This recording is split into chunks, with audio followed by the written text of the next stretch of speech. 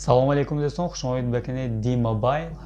Агар шумо дар ин канал якумин маротиба бошед, дар ин канал ҳар ҳафта абзорҳои нав ба смартфонҳои нав мебарояд.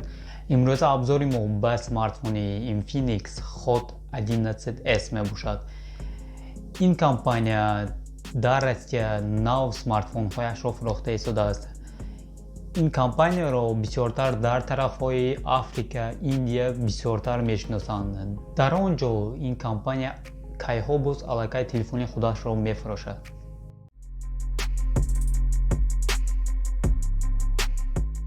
Диданро сар мекунем аз комплектатсияш. Дар комплектатсияш блок питания ба 8 Вт, кабел USB Type-C, скрипка барои гирифтани симлаток ва чихол дорад.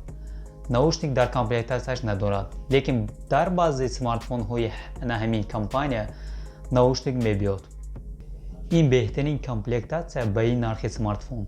Нархи ин смартфонро дида метавонед дар сайти TIFF-Trendy.ru. Спонсори ин видео ҳам ана ҳамин магазин аст. Доставкаҳошон ба тамоми Россия бо нархи арзон ва бо гарантия. Ссилка дар описание. Экранаш бошад IPS матрица мебошад, диагоналаш 16 дюйм. ин как мини планшет гӯям хато намкунем, барои он ки калон, рамкаашам бориктар аст. Разрешение экрана 2400 ба 1080 пиксел, плотность пикселаш 400 ppi мебошад, частотааш бошад ба 90 Гц. бо як плюсаш аст ки дар рӯи экранаш плёнка мебиёд, ин беҳтарин аст. ин 1-2 моҳ мерасад то заширини стекло зада намояд. Дизайнаш бошад ин смартфонро бо ду ранг мебароранд, сиёҳ ва сабз.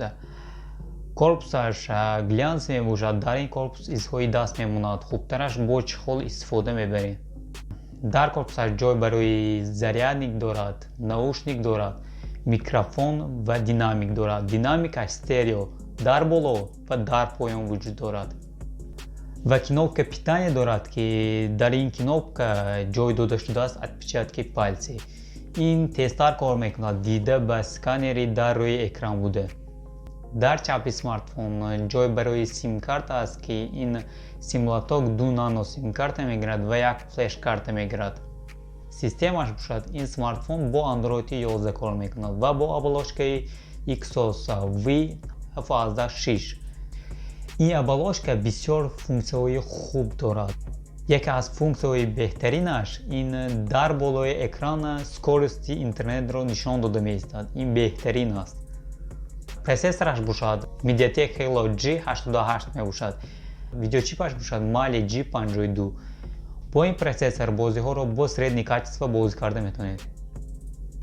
ин смартфонро бо памяти 4x64 ва 6x128 ГБ мебароранд. бо як плюси дигараш аст ки ин смартфон NFC дорад, метавонед бемалол харидатонро оплатит кунед.